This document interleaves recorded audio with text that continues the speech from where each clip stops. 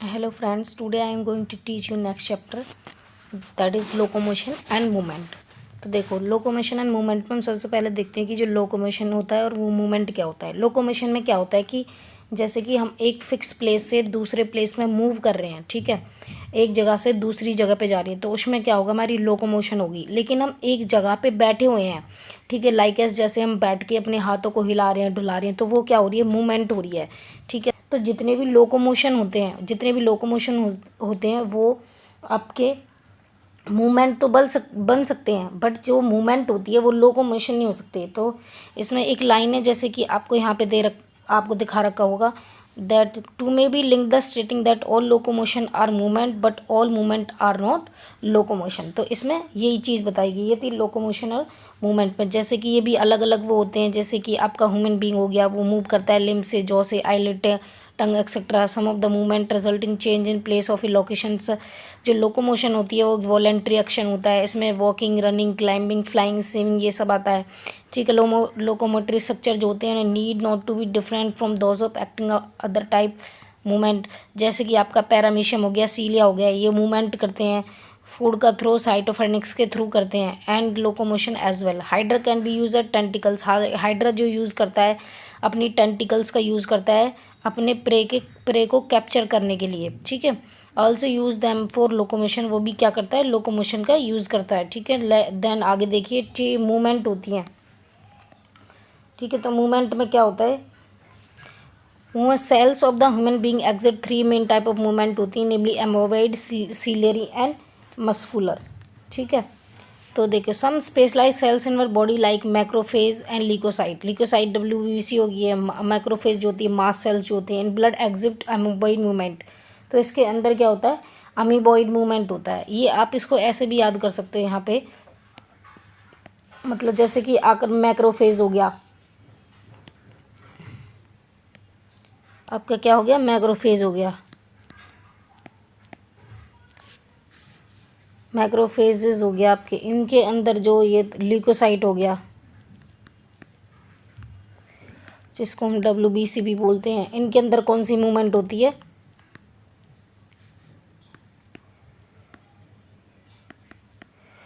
Amoeboid movement होती है। Cyto skeletal element जो होते हैं, लाइक एज आपका माइक्रोफिलामेंट हो गया, इसके अंदर भी कैसी होती है, अमीबॉइड होती है। सीलियरी मूवमेंट हो गया, इंटरनल सीलियरी मूवमेंट जो होती है आपकी, वो किसके अंदर होती है, जितने भी इंटरनल ऑर्गन्स होते हैं, ठीक है, उनके अंदर होती है ये। जैसे कि आपका ओवा हो गया, ओवा और पैसेज हो गया, फीमेल रिप्रोडक्टिव ट्रैक हो गया, फीमेल रिप्रोडक्टिव ट्रैक के अंदर भी कैसी होती है, फीमेल रिप्रोडक्टिव ट्रैक के अंदर भी सीलरी मूवमेंट होती है। तो इस सारे पैराग्राफ में यही सब दे रखा है आपका, ठीक है। उसके बाद हम जो है पढ़ते हैं मसल्स के बारे में। देखिए,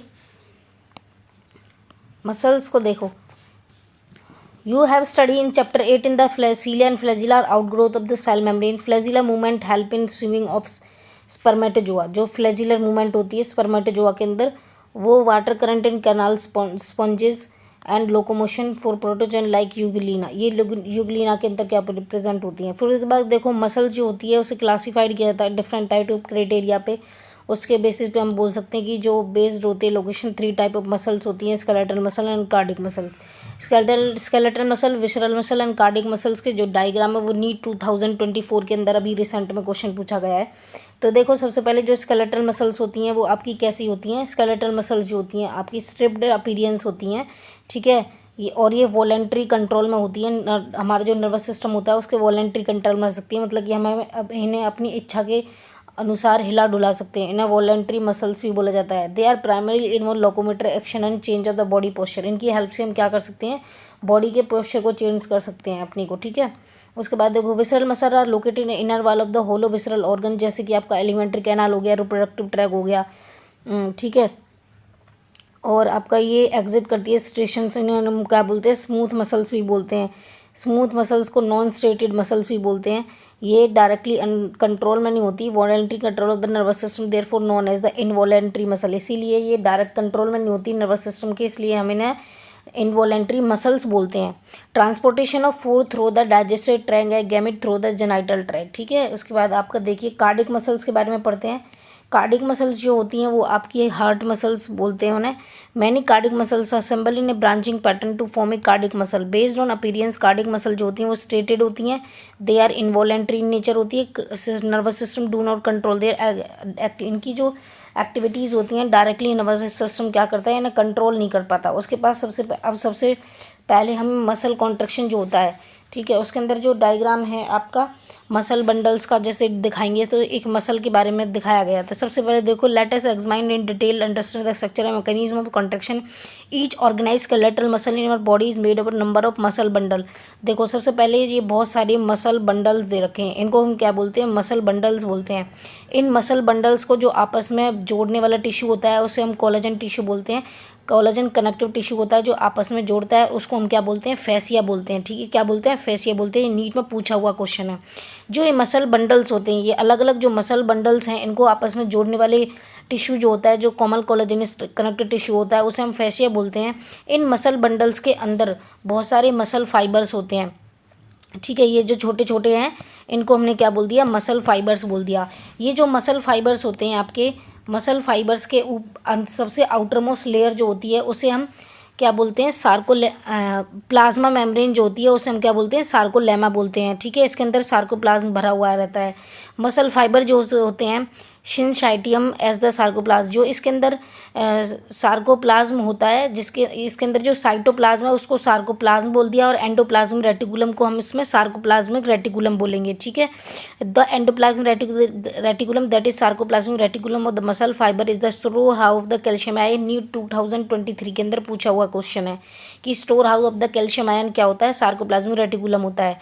उसके बाद characteristic feature of the muscle fibre, देखो सबसे पहले जो बहुत सारे ये थे इनको हमने क्या बोला, मसल बंडल्स बोला। ये आपस में इन्हें जोड़ने वाले को क्या बोलते हैं, कॉमन कोलाजिनस कनेक्टिव टिश्यू को फैशिया बोलते हैं। इन कॉमन मसल बंडल्स के अंदर जो बहुत सारे अंदर छोटे छोटे होते हैं उन्हें हम क्या बोलते हैं, मसल फाइबर्स बोलते हैं। हर मसल फाइबर जो होता है वो लाइंड होता है प्लाज्मा मेम्ब्रेन से। उस मसल फाइबर के अंदर सार्कोप्लाज्म भरा हुआ रहता है, उसे हम सार्कोप्लाज्मिक रेटिकुलम बोलते हैं। और उसके अंदर एंडोप्लाज्मिक रेटिकुलम को हम क्या बोलते हैं, सार्कोप्लाज्मिक रेटिकुलम बोलते हैं। अब देखिए, characteristic feature of the muscle fibre is the presence of large number of parallelly arrange filament in the sarcoplasm, उसे हम क्या बोलते हैं, मायोफिलामेंट्स बोलते हैं। इसके अंदर बहुत सारे पैरेलली अरेंज फिलामेंट्स होते हैं, उनको हम क्या बोलते हैं, मायोफिलामेंट्स और मायोफाइब्रिल बोलते हैं। ठीक है, तो इसके अंदर जो बहुत सारे मसल फाइबर थे वो पैरेलली अरेंज होते हैं, उन पैरेलली अरेंज हम उसको क्या बोलते हैं, मायोफाइब्रिल बोलते हैं। मायोफाइब्रिल जो आपकी होती है इसके अंदर दो बैंड होते हैं, एक लाइट बैंड होता है, एक डार्क बैंड होता है। जो लाइट बैंड होता है उसको हम एक्टिन बोलते हैं, जो कि थिन फिलामेंट होता है। और जो डार्क बैंड होता है उसे हम मायोसिन फिलामेंट बोलते हैं, जो कि थिक फिलामेंट होता है। ये नीट 2023 के अंदर, ये अभी रिसेंट में पूछा हुआ क्वेश्चन है। नेक्स्ट देखिए आगे, बहुत जो प्रोटीन होती हैं are arranged as a rod like structure parallel to each other as a longitudinal axis myofibrils. Actin filament are thinner, अभी बता दिया, ये कंपेयर में होते हैं मायोसिन फिलामेंट के कंपेयर में ये थिनर होते हैं, इसलिए हम इन्हें थिक एंड थिन फिलामेंट भी बोल सकते हैं। इसके देखो यहाँ पे मैं आपको बता देती हूँ ये सारे, ठीक है।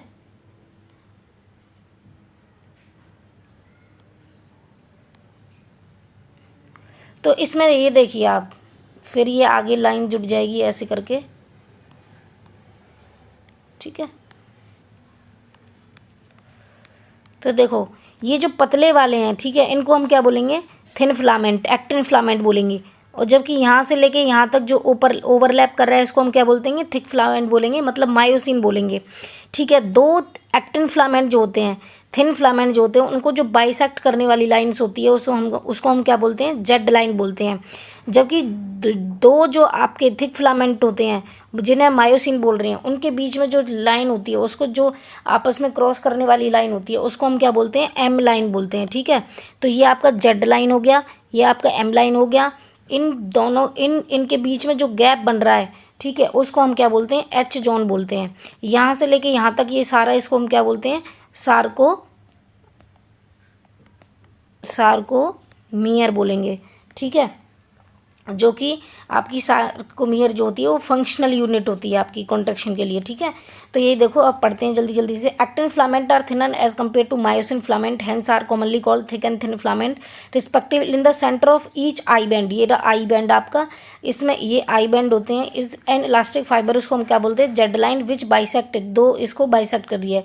Thin filament are firmly attach to the Z line, the thick filament in the A band are also held together in the middle of the band by thin fibrous membrane, उसको हम क्या बोल दिया, एम लाइन बोल दिया, जो मैंने आपको बता दी थी, ये वाली एम लाइन होती है। The portion of the myofibril between two successive Z line is considered as the functional unit of contraction, and इसको हम जो फंक्शनल यूनिट होती है कॉन्ट्रैक्शन की, दो जेड लाइन मतलब की बीच में, उसको हम क्या बोलते हैं, सार्कोमियर बोलते हैं। इन ए रेस्टिंग स्टेट, आपका जो यहाँ से लेके ये पोर्शन ऑफ द मायोफाइब्रिल से लेके एजिजोन तक, ये नीट 2013 में पूछा हुआ क्वेश्चन है। In resting state the ends of thin filament on either side of the thick filament partially overlap the free end of the thick filament leaving the central part of the thick filament. जो ये क्या करते हैं, central part को छोड़ते हैं। Central part of the thick filament not overlap by the thin filament, इसको हम क्या बोलेंगे, एच जोन बोल दिया। इसको हमने क्या बोल दिया, एच जोन बोल दिया, जो पार्शियली ओवरलैप्ड नहीं कर पाते। ठीक है, जो थिन फिलामेंट होते हैं वो थिक फिलामेंट के ऊपर क्या करते हैं, स्लाइड ओवर करते हैं। आगे देखिए, ये आपका डायग्राम में जो दिखा रखा है, ये आपके थिन फिलामेंट हो गए, ये आपके थिक फिलामेंट हो गए। दो इन थिन फिलामेंट को आपस में बाइसेक्ट करने वाली जो लाइन है उसको हमने क्या बोल दिया, जेड लाइन बोल दिया। और इनको जो करने वाली है थिक फिलामेंट को, ए बैंड को, उसको हमने एम लाइन बोल दिया। और जो ये पोर्शन होता है जो आपस में ओवरलैप नहीं कर पाते उसको एच जॉन बोलते हैं। और जो दो जेड लाइन के बीच की लाइन होती है उसे हम सार्कोमियर बोलते हैं। ठीक है, नेक्स्ट देखिए आगे, structure of the contraction contractile protein. इसमें क्या होता है, जो आपकी दो प्रोटीन है, एक्टिन फिलामेंट और मायोसिन फिलामेंट। एक्टिन फिलामेंट जो होती है वो मेड अप होती है एफ फिलामेंट से। किससे बनी हुई रहती है, एफ फिलामेंट प्रोटीन से आपकी बनी हुई रहती है। ये देखिए आपका एफ फिलामेंट होता है एक्टिन। हेलिकली जो कि वाउंड होता है, एफ एक्टिन जो होती है वो पॉलीमर होती है, मोनोमरिक प्रोटीन। मतलब कि इसमें जो जी प्रोटीन होती है वो कैसी होती है, मोनोमरिक होती है। और जो कि जो एफ एक्टिन होती है वो पॉलीमरिक होती है। ठीक है, तो जो एफ एक्टिन है ये आपकी क्या क्या हो गई, पॉलीमरिक हो गई। और जी एक्टिन जो है आपकी वो मोनोमरिक हो गई। Two filaments of another protein tropomyosin also. ये ट्रोपोमाइसिन जो होती है वो रन होती है, मतलब पैरेलली रन करती है आपकी एफ एक्टिन के ऊपर। ठीक है, F actin the two filaments on another protein tropomyosin also runs close to the F actin throughout its length. जहाँ तक इसकी लेंथ होती है वहाँ तक ये रन आउट करती है। कॉम्प्लेक्स प्रोटीन जिसको ट्रोपोनिन बोलते हैं वो रेगुलर डिस्ट्रीब्यूटेड होती है इंटरवल ऑफ ट्रोपोमाइसिन। ये देखिए ट्रोपोनिन जो होती है वो ट्रोपोमायोसिन के ऊपर तीन जो प्रोटीन ये दिखा रखी हैं ये आल्सो क्या करती हैं, इसके ऊपर बाइंड करती हैं। Resting in the resting state of सब यूनिट ऑफ ट्रोपोनिन जो होती है वो मास करती है active binding site for myosin on the actin filament. ये जो ट्रोपोनिन होती है वो बाइंडिंग साइट को क्या करती है, रेस्टिंग स्टेट में मास करके रखती है। जो कि एटीपी बाइंडिंग साइट जब आता है आपका जो मायोसिन होता है, जो थिक फिलामेंट होता है जो कि आके आपका बाइंड करेगा इस पर, तो ये क्या करती है स्टार्टिंग में जो रेस्टिंग कंडीशन में होती है तो ये इसकी जो रेस्टिंग कंडीशन होती है तो उस टाइम पे ये मास करके रखती है एक्टिव बाइंडिंग साइट को। ठीक है, उसके बाद जो ईच मायोसिन जो होता है वो thick filament also polymerise protein many monoprotein, उसको मीरोमाइसिन बोलते हैं। जो मोनोमरिक मायोसिन की बात करेंगे, मायोसिन को थिक फिलामेंट बोल रहे हैं। ठीक है, जो मायोसिन जो आपका होता है वो पॉलीमराइज्ड प्रोटीन है, और जो मोनोमेरिक प्रोटीन है उसको हम मीरोमाइसिन बोल रहे हैं। Constitute one thick filament. मीरोमाइसिन जो इसके दो इंपॉर्टेंट पार्ट होते हैं, एक ग्लोबुलर होता है हेड जिसको बोलते हैं, और एक टेल होती है जिसको शॉर्ट आर्म बोल रहे हैं। ठीक है, globular head with a short arm tail. The former जो होता है ये हैवी होता है, लाइट वाला जो होता है, लास्ट टेल जो होती है वो लेटर वाला आपका लाइट होता है। The heavy meromyosin had latter the light meromyosin. The heavy meromyosin component the head and short arm project जो होता है आउटवर्ड रेगुलर इंटरवल में होता है। Distance and angle from each other from the surface of polymerise meromyosin filament is known as, उसको हम क्या बोलते हैं, क्रॉस आर्म बोलते हैं। ठीक है, the globular head is an active ATPase enzyme and has binding site for ATP and active site for actin. मतलब कि जो आपका एक्टिन होता है वो यहाँ पे आके बाइंड होता है। ये क्या होती है, एटीपी बाइंडिंग साइट होती है। देन आपका आगे देखिए मैकेनिज्म ऑफ मसल कॉन्ट्रैक्शन में हम सबसे पहले क्या पढ़ेंगे। देखो मैकेनिज्म ऑफ मसल कॉन्ट्रैक्शन, जैसे हमें कोई भी मसल आपकी होती है, ठीक है, स्केलेटल मसल जो आपकी होती है, अगर उसको हमें क्या कराना है, स्केलेटल मसल को मूव कराना है, मतलब सबसे पहले जो सेंट्रल नर्वस सिस्टम होता है वो मसल फाइबर के पास क्या करेगा, आपका सिग्नल भेजेगा। किसके थ्रू भेजेगा, आपका मोटर न्यूरॉन के थ्रू भेजेगा, ठीक है, किसके थ्रू भेजेगा, मोटर न्यूरॉन के थ्रू, ठीक है। जो मोटर न्यूरॉन और मसल फाइबर के बीच में, ठीक है, मसल फाइबर के बीच में जो जंक्शन होता है, ठीक है, उसको हम क्या बोलते हैं, या तो मोटर यूनिट बोलते हैं या फिर न्यूरोमस्कुलर जंक्शन बोलते हैं। उसको हम क्या बोलते हैं, न्यूरो मस्कुलर जंक्शन, ठीक, मसल फाइबर के अंदर, ठीक है। न्यूरोमस्कुलर जंक्शन मसल फाइबर के अंदर जो होता है वो यहाँ से एक केमिकल को रिलीज़ कर देता है, एसिटाइल कोलिन को, और वो इस मसल फाइबर के अंदर रिलीज़ हो जाता है। और मसल फाइबर के अंदर जितने भी आपकी एक्टिन बाइंडिंग साइट जो होती हैं, जहाँ पे ये कैल्शियम आयन प्रेजेंट होता है, वो उसको रिलीज़ कर देता है। और कैल्शियम आयन जैसे ही रिलीज़ हो जाती है तो ये ट्रोपोनिन को क्या कर देता है, हटा देता है वहाँ पे, और जाके ट्रोपोमायोसिन से क्या हो जाएगा, अटैच्ड हो जाता है। देखो mechanism of muscle contraction is explained bye sliding filament theory which state that contraction of muscle fiber take place by the sliding of thin filament over the thick filament। मतलब thin filament जो होते हैं वो thick filament के ऊपर आपके क्या करते हैं, ये आपके थिन फिलामेंट, ये आपके थिक फिलामेंट, तो जो आपके थिन फिलामेंट होते हैं, ये जो आपके थिन फिलामेंट होते हैं, ये थिक फिलामेंट के ऊपर क्या कर रहे हैं, स्लाइड ओवर कर रहे हैं। मसल कॉन्ट्रैक्शन के लिए हमें सबसे पहले जो मसल कॉन्ट्रैक्शन होता है वो इनिशिएट किया जाता है सेंट्रल नर्वस सिस्टम के द्वारा। किसके थ्रू, मोटर न्यूरॉन के through. Motor neuron along with the muscle fibre connect, उसको हम क्या बोलेंगे, मोटर यूनिट बोलेंगे।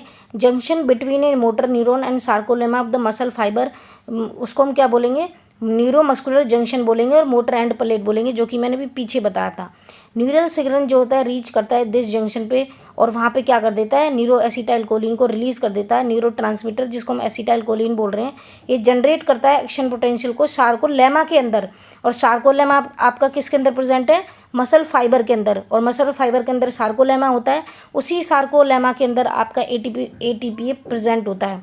This speed through the muscle fibre and cause the release of calcium ion to the sarcolemma, और सार्कोलेमा के अंदर calcium ion को रिलीज कर देता है। Increase in calcium level lead to binding calcium with a subunit of troponin on the actin filament. जो troponin होती है वो एक्टिन फिलामेंट पे बाइंड हो जाती है, and thereby remove the masking of active site for myosin. और myosin के लिए जो एक्टिव बाइंडिंग साइट होती है उसको रिमूव कर देती है।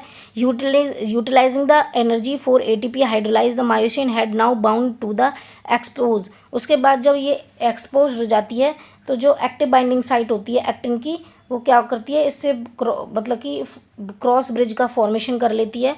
इसको हम क्या बोलते हैं, this pulls the attached actin filament toward the center of A band. The Z line attached to these actin are pulled inward, thereby causing a shortening of the sarcomere। उसकी वजह से क्या हो जाता है, कॉन्ट्रैक्शन हो जाता है, ठीक है। ये नीट 2023 के अंदर भी पूछा हुआ क्वेश्चन है, ठीक है। जब ये थिन फिलामेंट होते हैं, जब ये थिक फिलामेंट के ऊपर स्लाइड ओवर करेंगे, आपके स्लाइड ओवर करेंगे,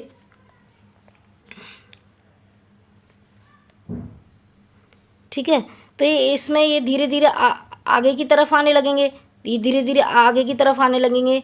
तो एक्टिन फिलामेंट जो होंगे उनका जो उनके अंदर जो आपको कुछ चेंज मिलेंगे, लेकिन जो मायोसिन फिलामेंट होते हैं वो सेम हो जाते हैं, और जो इसकी जेड लाइन है वो भी आपकी सेम रहती है, ठीक है। इसमें देखो आगे, it is clear from the about step that during shortening of the muscle that is contraction the I band get reduce. I band कैसे हो जाते हैं, जो ये बैंड होते हैं वो रिड्यूस हो जाते हैं, where the A band retain the length. और जो कि जो ए बैंड होते हैं, ये बड़े बड़े वाले जो होते हैं, ये अपनी लेंथ को रिटेन करके रखते हैं, क्योंकि जो आई बैंड होता है यही ही ए बैंड के ऊपर एक्टिन फिलामेंट जो होते हैं वो मायोसिन फिलामेंट के ऊपर स्लाइड ओवर करते हैं। The myosin releasing the ATP phosphate goes back to the relax state, a new ATP binds and cross bridge का क्या होता है, उसके बाद ब्रोकन हो जाता है। The ATPs again hydrolyse myosin head and the cycle of cross bridge formation. इसकी वजह से ये बार बार जो साइकिल का फॉर्मेशन होता रहता है। ये देखिए आपके जेड लाइन, ये जेड लाइन आपके, इसके ये आई बैंड हो गया, फिर आपका ये एनाइसोट्रोपिक बैंड हो गया, इसके जो बीच में जॉन होता है उसको एच जोन बोलते हैं। ये आई दो इवेंट को जो कॉन्टैक्ट करने वाला होता है उसे जेड लाइन बोल रहे हैं। ये आपस में स्लाइड ओवर करते हैं, बाद में जो कॉन्ट्रैक्शन होता है ये आपस में बढ़ते हैं तो जो एक्टिन फिलामेंट होते हैं उसकी जो आपकी लेंथ जो होती है वो सेम होती है, जबकि जो मायोसिन फिलामेंट होते हैं उसकी जो वो मायोसिन फिलामेंट सेम होते हैं, जो कि एक्टिन फिलामेंट जो होते हैं जिससे हम आइसोट्रोपिक बैंड बोल रहे हैं उसकी जो लेंथ होगी वो शॉर्ट हो जाती है, क्योंकि ये देखो लास्ट में बिल्कुल एक दूसरे के ऊपर स्लाइड ओवर कर जाते हैं। ठीक है, उसके बाद and breakage is repeated causing further sliding. The process continues till the calcium ion are pumped back to the sarcoplasmic reticulum resulting इसमें क्या होता है actin filament. These cause the return of Z line जो होती है आपकी दोबारा से ओरिजिनल पोजीशन में आ जाती है, जिसे हम रिलैक्सेशन बोलते हैं। Reaction the time of fibers can vary in different muscle. Repeated activation of the muscle can lead to the accumulation of lactic acid. जिसमें क्या होता है कि जब हम बहुत ज़्यादा एक्सरसाइज करते हैं तो हमारी बॉडी के अंदर क्या होता है, लैक्टिक एसिड जमा हो जाता है, जिसे हम एनारोबिक कंडीशन में ये होता है। तो एनारोबिक कंडीशन में break down of glycogen in them causing fatigue. ठीक है, जब वो ब्रेक डाउन करता है ग्लाइकोजन तो उस टाइम पे क्या होता है, हमें फटीग फील होती है, थकान महसूस होती है। मसल कॉन्ट्रैक्शन रेड कलर की होती हैं, जो ऑक्सीजन स्टोरिंग पिगमेंट होती है इसे मायोग्लोबिन बोलते हैं। उसके बाद देखो रेड कलर की होती हैं, वाइट कलर की होती हैं, इसको आप यहाँ से ऐसे याद रख लो।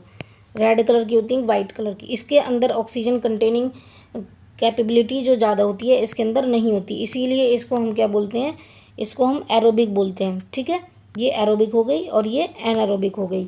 ठीक है, इसके अंदर क्या होता है, मायोग्लोबिन कंटेंट ज़्यादा होता है, मायोग्लोबिन कंटेंट इसके अंदर ज़्यादा होता है, इसके अंदर कम होता है। इसके अंदर जो माइटोकॉन्ड्रिया होता है वो आपका ज़्यादा होता है।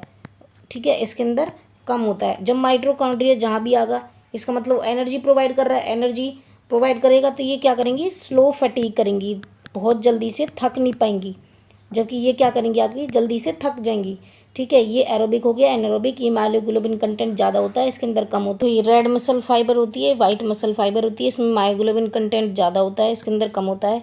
ये माइटोकॉन्ड्रिया इसके अंदर ज़्यादा होता है, इसमें कम होता है। माइटोकॉन्ड्रिया ज़्यादा है मतलब power house of the cell होते हैं, इसलिए ये क्या करेंगी, स्लो फटीग करेंगी, ये क्या करेंगी, फास्ट करेंगी। इसके अंदर एरोबिक कंडीशन आती है, इसके अंदर एरोबिक होती है, जी याद रखना, सार्कोप्लाज्मिक रेटिकुलम, लेकिन इसके अंदर कम होता है और इसके अंदर ज़्यादा होता है। सबसे ज़्यादा मेन डिफरेंस रेड कलर की जो होती हैं मसल फाइबर, उनके अंदर सार्कोप्लाज्मिक रेटिकुलम कम होता है, जबकि वाइट वाली के अंदर सार्कोप्लाज्मिक रेटिकुलम ज़्यादा होता है। ठीक है, यही मेन डिफरेंस होता है इसके अंदर। आगे देखिए, अब हम पढ़ते हैं स्केलेटल सिस्टम। स्केलेटल सिस्टम जो होता है वो आपका बना रहता है, वो एक पूरी बोन से और फ्यू कार्टिलेज से बना रहता है। इसके अंदर सिग्निफिकेंट रोल होता है movement shown by the body, जैसे कि आपका without imaging chewing food without jaw bones and walking around without the limbs. Bone और कार्टिलेज जो होते हैं इसके अंदर स्पेशलाइज कनेक्टेड टिश्यू होते हैं। फॉर्मर जो होता है इसके अंदर, ठीक है, एक आपका बोन हो गया, यहाँ से बोन, और एक आपका कार्टिलेज हो गया।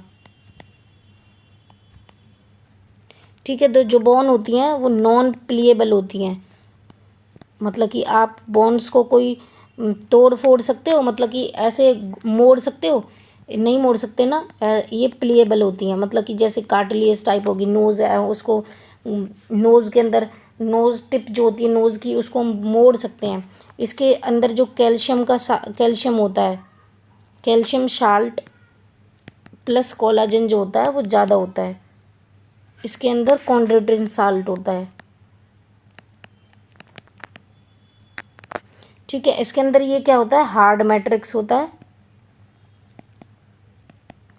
इसके अंदर प्लीएबल मैट्रिक्स होता है।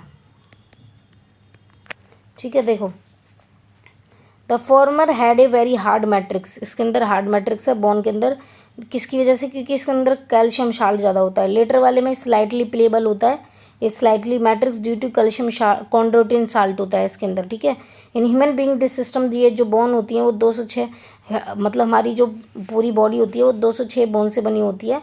ठीक है, उसके बाद इसके अंदर फ्यू कार्टिलेज होते हैं। इस जो ये होता है इसे 2 प्रिंसिपल डिवीजन में डिवाइड किया जाए, एक एक्सियल एक अपेंडिकुलर। एक्सियल स्केलेटल होता है जो उसके अंदर 80 बोन्स प्रेजेंट होती है, ये मेन कॉन्स्टिट्यूट करता है। इसके अंदर एक्सियल स्केलेटल के अंदर आपका स्कल, वर्टिब्रल कॉलम, स्टर्नम और रिब्स करती हैं। स्कल जो होती है कंपोज्ड होती है 2 सेट ऑफ बोन से।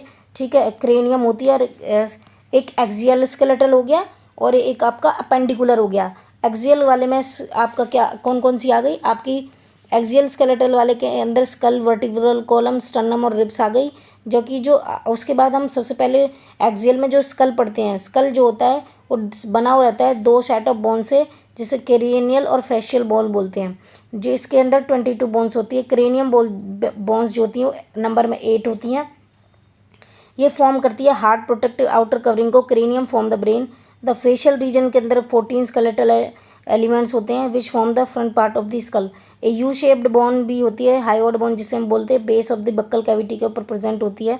जी इसके बाद जो ये लाइन आपकी यहाँ से लेके यहाँ तक ये नीट 2009 में और 11 में पूछी हुई है। जो मिडल ईयर कंटेन करता है 3 ईयर ऑसिकल्स को, बोन्स को, मेलस इंकनस्टेप, उसको कलेक्टिवली क्या बोलते हैं, ईयर ऑसिकल्स बोलते हैं। ठीक है। उसके बाद द स्कल जो होता है, स्कल रीजन आर्टिकुलेट करता है with the superior region of the vertebral column से। ठीक है। Vertebral column with the help of 2 occipital condyle. ध्यान रखना हमारे अंदर 2 ऑसिपिटल कॉन्डाइल होते हैं, इसी वजह से हम अपनी गर्दन को पीछे नहीं मोड़ सकते। जबकि स्नेक के अंदर मोनोकॉन्डाइल होता है, उसके अंदर सिर्फ एक ही ऑसिपिटल कॉन्डाइल प्रेजेंट होता है। फिर उसके बाद देखिए वर्टिब्रल कॉलम की बात करेंगे। इज ए फॉर्म, ये यहाँ से लेके 26 सीरियली अरेंज यूनिट होती हैं, जिसे हम वर्टिब्री ये बोलते हैं। ये डोर्सली पीछे की तरफ प्लेस्ड होती हैं, एक्सटेंड करती है बेस ऑफ द स्कल से लेके और आपका नीचे ट्रंक रीजन तक। Each vertebrae has a central, जो आपका ये है आपका वर्टिब्रल कॉलम है। वर्टिब्रल कॉलम के अंदर एक सेंट्रल होलो पोर्शन होता है जिसे हम क्या बोलते हैं, सेंट्रल होलो पोर्शन, जिसे न्यूरल कैनाल बोलते हैं, जो कि which the spinal cord passes, इसके अंदर से स्पाइनल कॉर्ड पासेज करती है। ठीक है। मतलब इसके अंदर क्या होती है, स्पाइनल कॉर्ड होती है। ठीक है। विच फर्स्ट वर्टिब्री जो होती है, ये देखो फर्स्ट वर्टिब्री जो आपकी दे रखी है, first vertebra is atlas, first vertebra को एटलास बोलते हैं। And articulate with the occipital condyle, यहाँ से जो आपका सर जुड़ा हुआ रहेगा उस occipital condyle. The vertebral column is differentiated, देखो 7 सर्विकल वर्टिब्री SC7 4 S से और C से सेम से आ रहे हैं। तो सर्विकल वर्टिब्री कितनी हो गई आपकी, 7 हो गई। थोरेसिस 12, T4 थोरेसिस, T4 12, तो ये कितनी हो गई, 12 हो गई। लंबर जो है 5 हो गई। सैक्रल जो होगी आपकी 1 फ्यूज्ड हो गई। Coccygeal region. Number of cervical vertebra are 7 in almost all mammals including human being. Human being को इंक्लूड करके सबके अंदर ऑलमोस्ट 7 होती हैं। The vertebral column protect the spinal cord, जो आपका वर्टिब्रल कॉलम होता है बाहर की तरफ जो है, ये प्रोटेक्ट करता है आपकी स्पाइनल कॉर्ड को। ठीक है। The vertebral column protect the spinal cord, support the head and serve as the point of attachment for the ribs and muscle of the back. sternum जो होता है फ्लैट बोन होता है वेंट्रल मिडलाइन ऑफ द थोरक्स पे। ये NEET 2021 के अंदर पूछी हुई लाइन है। स्टर्नम की जो शेप होती है वो कैसी होती है, फ्लैट होती है, जो कि वेंट्रल मिडलाइन ऑफ थोरक्स के अंदर प्रेजेंट होता है। उसके बाद देखिए आपका, देखो नीट में ये रिब्स का ऐसा कोई पोर्शन नहीं आया आज तक, मतलब कि ऐसा कोई एग्ज़ाम नहीं आया। ऑलमोस्ट इसमें से ज़्यादातर क्वेश्चन पूछे गए हैं। देखो रिब्स के अंदर से इसमें क्या होती है, 12 पेयर ऑफ रिब्स होती है। ईच रिब्स जो होती है थिन फ्लैट बोन से बने रहती है, कनेक्टेड होती है dorsally to the vertebral column and ventrally होती है स्टर्नम से।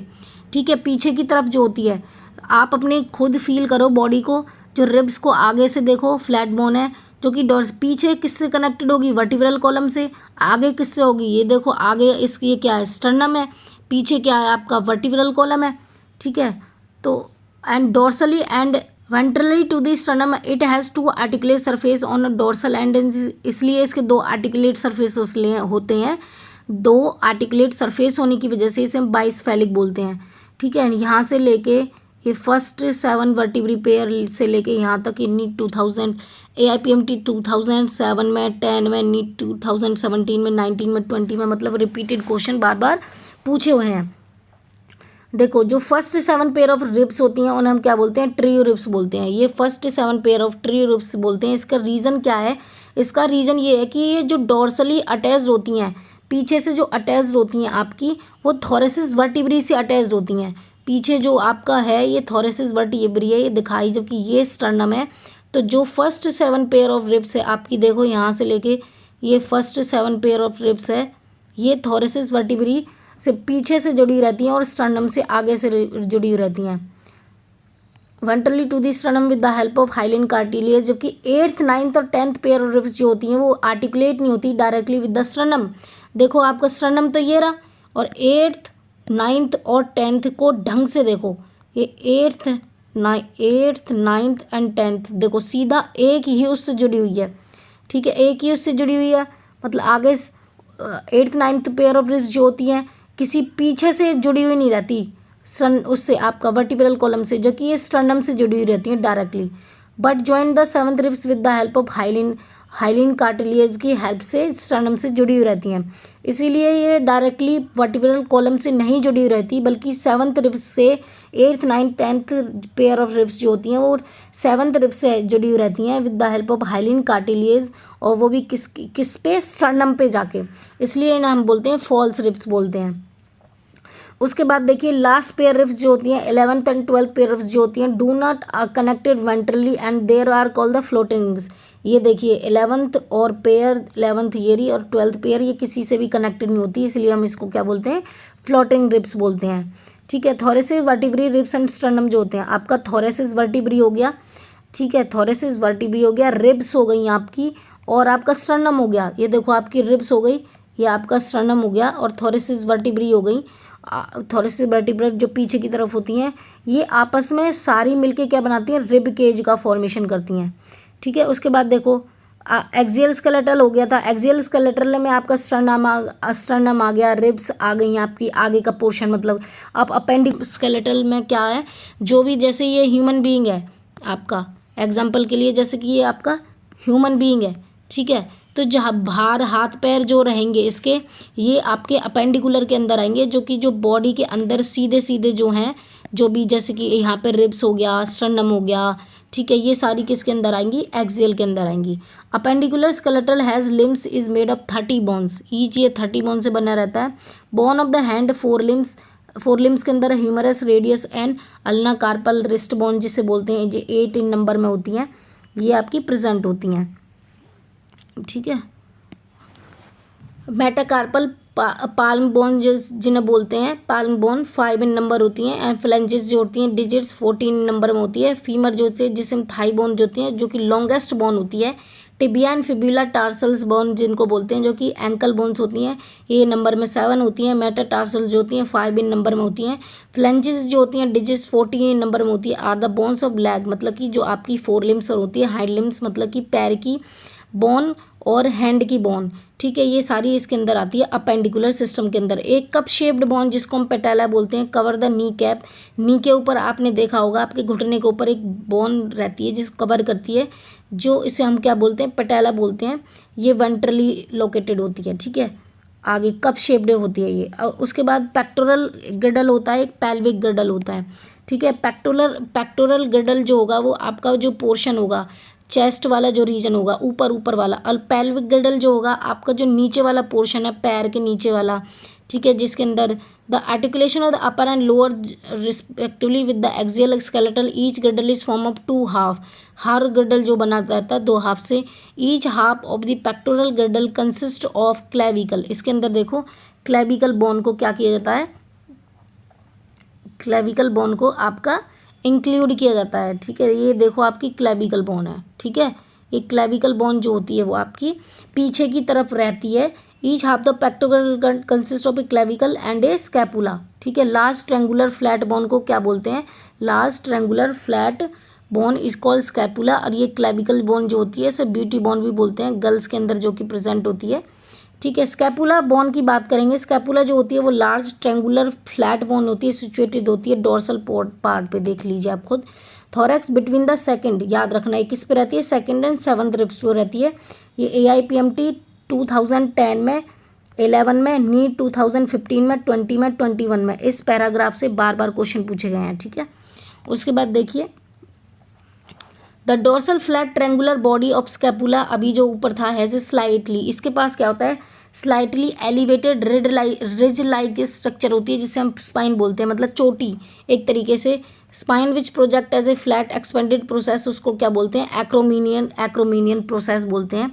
देखिए आपकी जो यहाँ पे इन बोन्स को जोड़ने वाला प्रोसेस होगा, ठीक है, यहाँ पे जो इन बोन्स को जोड़ने वाला प्रोसेस होगा उसको हम क्या बोलेंगे, एक्रोमीनियन प्रोसेस बोलेंगे, ठीक है। Each clavicle is long cylindrical bone to curvature, this bone is commonly, इसको क्या बोलते हैं, कॉलर बोन बोलते हैं। ठीक, उसके बाद पेल्विक गर्डल, जो नीचे की बात करेंगे। Each coxal bone is form by the fusion of ilium ischium pubis या इलियम इशियम पीविस, तीनों बोन को इसके अंदर इंक्लूड किया जाता है। At the point of fusion of the above bones is cavity, इसके इन तीनों बोन के अंदर एक कैविटी प्रेजेंट होती है, जिसके अंदर तीनों बोन जहाँ पे मिलती है उसको बोलते हैं हम acetabulum cavity, to which the thigh bone articulate, the two half of the pelvic girdle meet ventrally to form the pelvic symphysis containing fibrous cartilage, किसका फॉर्मेशन करती है, फाइब्रस कार्टिलेज का फॉर्मेशन करती है। अब देखो हम जॉइंट की बात करते हैं। जॉइंट जो है इसमें बहुत इंपॉर्टेंट है। जॉइंट में से इस बार भी क्वेश्चन पूछा है जो 2024 के अंदर। Joint are essentially for all type of movement involving the bony part of the body, locomotory movement are not exception to the joint. Joint are point of contact between bones, दो bones के बीच में जो present होता है उसे हम joint बोलते हैं। Between bones and cartilage, force generate by the muscles is use to carry out movement through joint, where the joint act as a fulcrum. Joint किससे जुड़े हुए रहते हैं, फ्लक्रम से जुड़े रहते हैं। अब जो जॉइंट होते हैं वो हमें मोबिलिटी प्रोवाइड करते हैं, जिसकी वजह से हमारे जो पैर हैं, हाथ हैं, वो क्या करते हैं, मूव ऑन करते हैं। ठीक है, इसमें तीन तरह के जॉइंट होते हैं। फाइब्रस जॉइंट होता है, कार्टिलेज जॉइंट होता है, साइनोबियल जॉइंट होता है। ये देखो AFMT 9 में, 13 में, 24 में, 17 में, 19 में, 21 में, 22 में, 23 में और 24 में भी क्वेश्चन पूछा गया है। अब आप खुद अंदाज़ा लगा सकते हो कि ये कितने इंपॉर्टेंट है। ठीक है, उसके बाद देखिए the type of joint is shown by the flat, जितनी भी फ्लैट स्कल बोन्स होती हैं, स्कल्स की बोन के अंदर ये क्या होता है, फाइब्रस जॉइंट प्रेजेंट होता है। Fuse end to end with the help of fibrous connective tissue in the form of suture to form the cranium. ठीक है, तो आपकी जितनी भी स्कल बोन्स होती हैं उनके अंदर फाइब्रस जॉइंट होता है, ये किसी भी मूवमेंट को अलाउ नहीं करती। Cartilage joint, the bone in involve are joint together with the help of cartilage, joint between the adjacent vertebrae in the vertebral column is of this pattern and this permits in limited movement. ये cartilage joint जो होता है वो आपका vertebrae के अंदर present होता है, जो कि लिमिटेड मूवमेंट्स को परमिट करता है और वर्टिब्रल कॉलम के अंदर प्रेजेंट होता है। उसके बाद आपका साइनोबियल जॉइंट आता है, are characterize by the presence of a fluid filled. Synovial joint के अंदर जो फ्लूइड फील्ड कैविटी होती है उसको हम बोलते हैं साइनोबियल फ्लूइड प्रेजेंट होता है उन कैविटी के अंदर।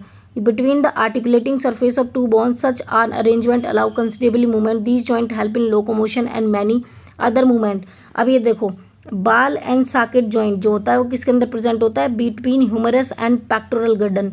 आपकी जो हैंड की बोन्स होती हैं, देखो आपने जितने भी क्रिकेटर होते हैं उन्हें खेलते हुए देखा होगा, जब वो मूवमेंट करते हैं अपने हैंड की तो उसमें बॉल, तो हैंड से खेल रहे हैं, किस क्रिकेटर खेल रहे हैं बॉल से, हैंड से खेल रहे हैं तो उसमें between humerus and pectoral girdle हो गया, क्योंकि पेक्टोरल गर्डल जो होता है वो ऊपर वाला होता है और पेल्विक गर्डल नीचे वाला पोर्शन प्रेजेंट होता है।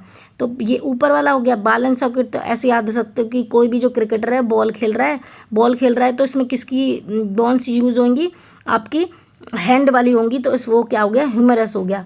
उसके बाद हिंज जॉइंट जो होता है जिसे नी जॉइंट भी बोलते हैं, नी जॉइंट जो होता है घुटने वाला जॉइंट होता है, उसके अंदर हिंज जॉइंट प्रेजेंट होता है। उसके बाद जो पाइवॉइड जॉइंट प्रेजेंट होता है between atlas and axis vertebrae के अंदर प्रेजेंट होता है।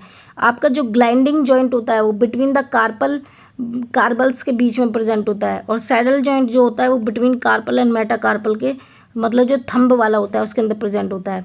उसके बाद देखिए डिसऑर्डर्स की बात करते हैं कि डिसऑर्डर्स भी इम्पोर्टेंट है, इसमें से भी क्वेश्चंस को पूछता रहता है। इस बार डिसऑर्डर से नहीं पूछा था, इस बार आपका जॉइंट से पूछ लिया, तो हो सकता है कि इस बार डिसऑर्डर 2025 में डिसऑर्डर से क्वेश्चन पूछ ले।